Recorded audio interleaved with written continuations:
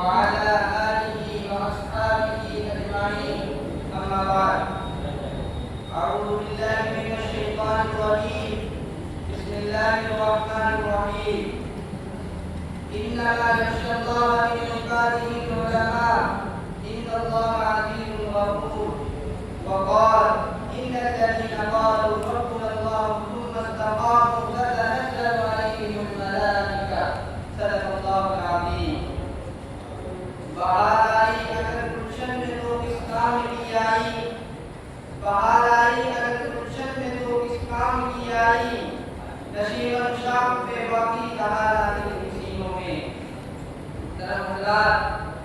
آج میں بنیاران باصفا شہیدان عشق و وفا وارثان بلال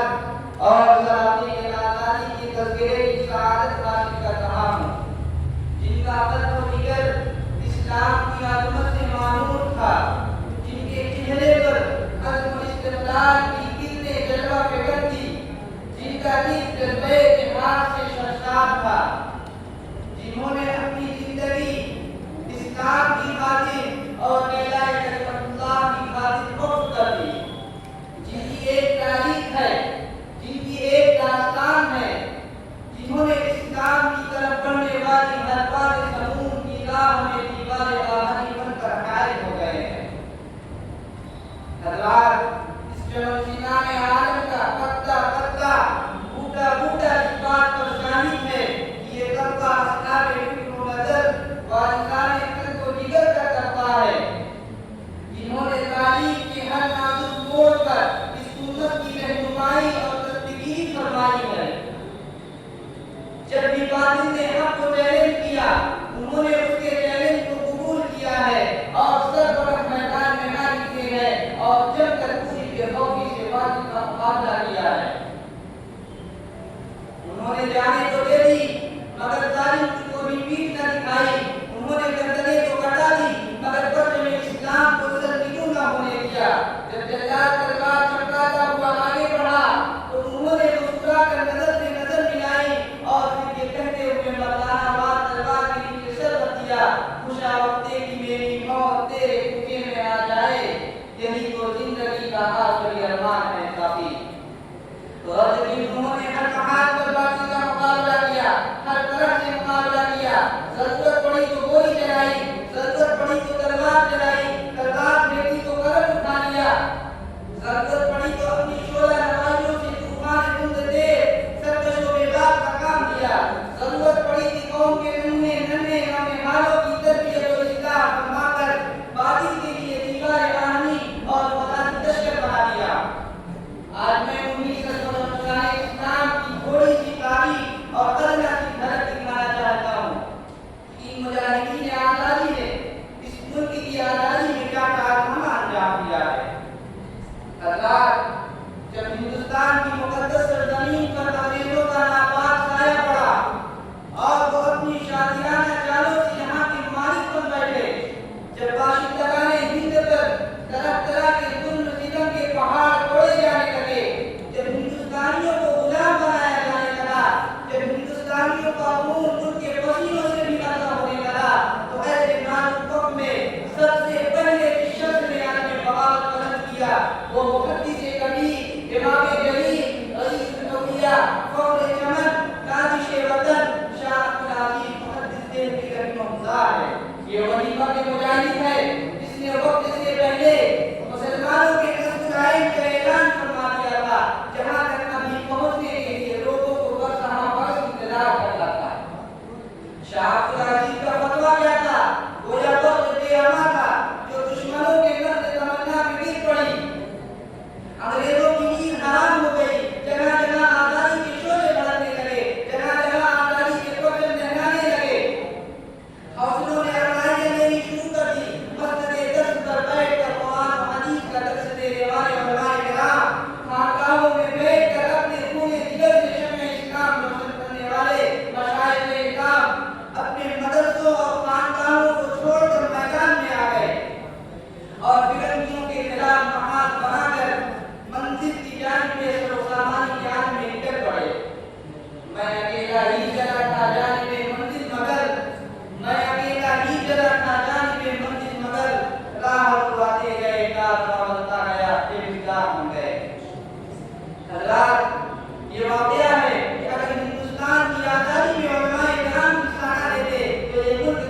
آزاد نہ ہوتا. اگر یہ ذرائع آزادی نہ ہوتے تو تحریک آزادی نہ چلتی, تحریک بالا کوٹ نہ چلتی, تحریک رشمی کمار نہ چلتی, تحریک خلافت نہ چلتی, ہندوستان چھوڑو تحریک نہ چلتی, مقدمہ وہابیہ نہ چلتا,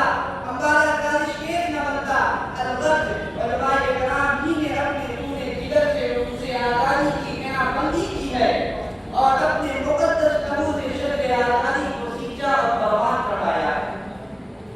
چنانچہ 1857 کی جنگ آزادی میں 2 محاذ بنائے گئے. ایک محاذ امبالہ پر جس کی قیادت حضرت مولانا جعفر قاسمی رحمہ اللہ نے پاس کی. دوسرا محاذ شاملی پر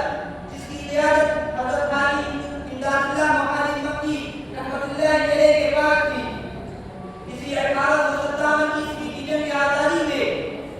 بڑے بڑے علماء و فقہاء شہید و زخمی ہوئے. اسی 1857 کی جنگ آزادی میں مولانا قاسم نانوتوی رحمۃ اللہ علیہ زخمی ہوئے. اسی جنگ آزادی میں مولانا رشید احمد گنگوہی زخمی ہوئے. اسی جنگ آزادی میں حافظ نامی شہید ہوئے. اسی 1857 کی جنگ آزادی میں 2 لاکھ مسلمان شہید ہوئے, جن میں 11,500 علماء کرام تھے.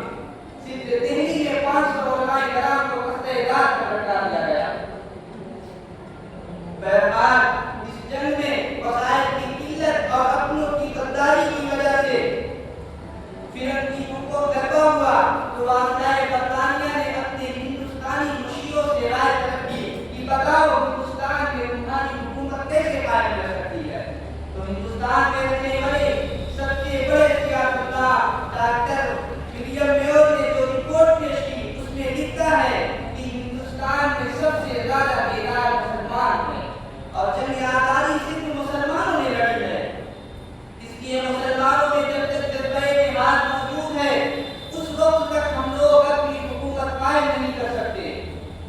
اس لیے جذبہ جہاد کو ختم کرنا ضروری ہے. جذبہ جہاد کو ختم کرنے سے پہلے ایک اور چیز کا ختم کرنا ضروری ہے, وہ یہ کہ ہندوستان سے علماء و قرآن کو ختم کر دیا جائے. چنانچہ 1861 میں 3 لاکھ قرآن کریم کے نسخے بدبخت انگریزوں نے چلائے اور اس کے بعد علماء کرام کو ختم کرنے کا فیصلہ کر دیا.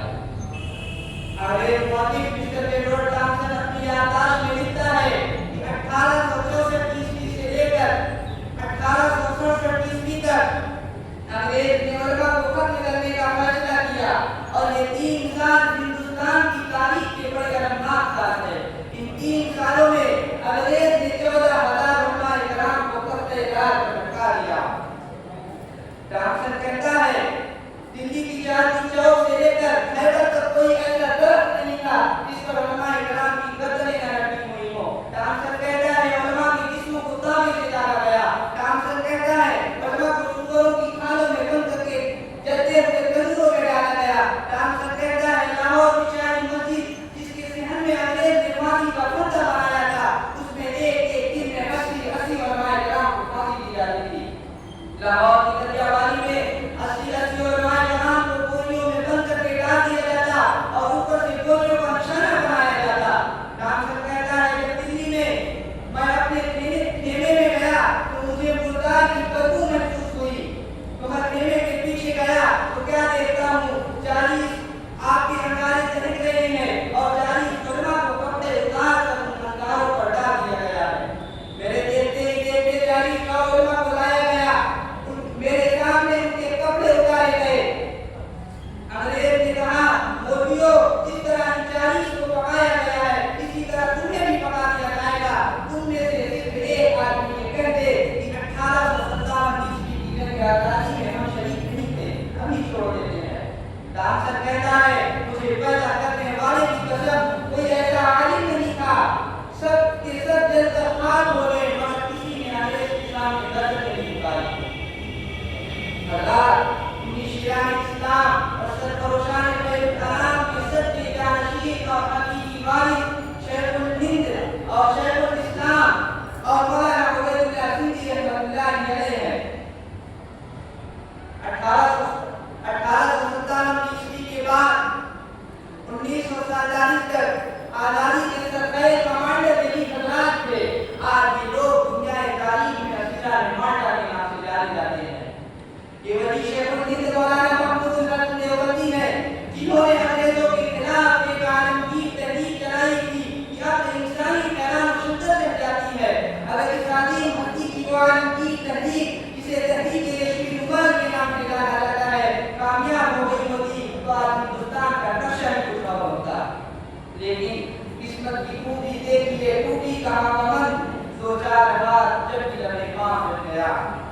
انہیں کے شاگرد رشید حضرت مولانا عبید اللہ سندھی رحمۃ اللہ علیہ ہے جو تحریک ریشمی رومان کے بعد سب سے بڑے لیڈر تھے۔ تحریک ریشمی رومان کے سلسلے میں شیخ الہند نے انہیں افغانستان روانہ کیا تھا تاکہ وہاں کی توشیدی قوم کو انگریزوں کے خلاف متحد کر سکے۔ مولانا جب افغانستان کے لیے روانہ ہو رہے تھے تو ان کے گاڑی سے بات کر رہے تھے، لیکن جب وہ موسو افغان کی عبادت پیمائی کر کے لوٹے تو ان کے گاڑی کے بعد غائب ہو چکے تھے۔ حضرت شیخ الہند کے سب سے چہیتے اور دل عزیز شاگرد شیخ الاسلام مولانا حسین احمد مدنی ہیں، جنہوں نے خلافت کانفرنس کراچی میں ایسے وقت میں شرکت کی کہ انہیں کوئی بات نہیں جانے کا حکم تھا۔ لوگوں کا خیال تھا کہ مولانا حسین احمد مدنی نہیں آئیں گے، مگر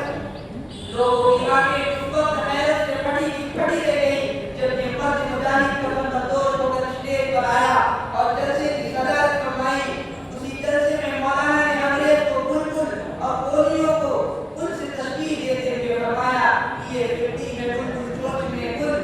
یہ پھرتی ہے بلبل چونچ میں گل، شہید ناز کی غربت کہاں ہے۔ راوی کہتا ہے کہ حضرت نے یہ شعر پڑھا تو لوگ جوش میں آدھے گھنٹے تک مسلسل نعرہ لگاتے رہے۔ اس کے بعد مولانا نے علماء کی قربانیوں اور اپنے ایک فقرے کی جانب اشارہ کرتے ہوئے فرمایا، انگریز کو مخاطب کر کے فرمایا، کھلونا سمجھ کر نہ برباد کرنا کہ ہم بھی کسی کے بنائے ہوئے ہیں۔ فرنگی کی فوجوں میں غربت کے بدلے سرے دار چڑھ کر پھیلائے ہوئے ہیں۔ وہ شجر آزادی کی بوندے کے سیجا تو کرنی کے سپنے کو آئے ہوئے ہیں، لیکن کتنی بربادی مقدر میں تھی آزادی کے بعد، کیا بتائیں ہم کے کیا گزری ہے آزادی کے بعد۔ اللہ یہ ایک روشن حقیقت ہے، اس شجر آزادی کا پھل ہمارے حق میں بہت ہی زیادہ ثابت ہوا ہے، جس کی تلخی آج تک ہمیں محسوس ہوتی ہے اور ایسا معلوم ہوتا ہے اس کی تلخی صدیوں تک ختم نہیں ہو سکے گی، لیکن ہمیں بھی کوئی غم نہیں، ہمیں بھی کوئی افسوس نہیں، ہمیں بھی کوئی ملال نہیں اگر یہ ظالم حکومت اپنے ظلم و ستم سے باز نہیں آئی اور ہمارے حقوق کو بھی پامال کرتی رہی تو یاد رکھے ہم بھی انیس شیران اسلام اور سرفروشان فیض انعام کے فرزند ہیں جنہوں نے اس ملک کی تاریخ بدل ڈالی تھی۔ ایک بار ہم بھی بدل کر دیکھیں گے کیونکہ سرفروشی کی تمنا اب ہمارے دل میں ہے، دیکھتا ہے زور انصافات ہوئے قابل میں ہے۔ اس سے مختصر یہ ہے کہ اگر ہندوستان کی آزادی میں علماء کرام حصہ نہ لیتے تو یہ ملک کبھی بھی آزاد نہ ہوتا۔ ان مقدس اور پاکیزہ ہستیوں نے ایسی بے مثال لازوال قربانیاں پیش کی ہیں جن کی نظیریں پیش کرنے سے تاریخ امم عاجز و قادر اور اب انسانی حیران مشکل ہے۔